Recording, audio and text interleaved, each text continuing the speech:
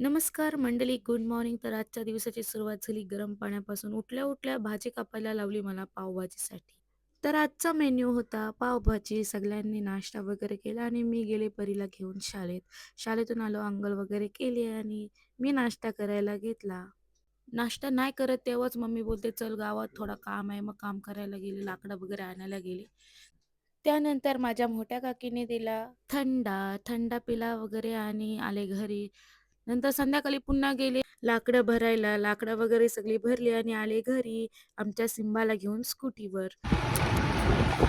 त्यानंतर आले घरी. घरी सगळ्यांना आल्यावर चहा वगैरे बनवून दिला. त्यानंतर घेतला रात्रीचं जेवण बनवायला. जेवण वगैरे बनवून झालं. त्यानंतर आम्ही घेतला जेवायला. आज फक्त आम्ही तिघंच जण होतो. पप्पा गेलेत फिरायला आणि परीसा गेली घरी. जेवलं वगैरे आणि मम्मीने घेतला अभ्यास करायला त्यांच्या बचत गटाचा. तर हा होता आजचा मिनी व्लॉग. बाय.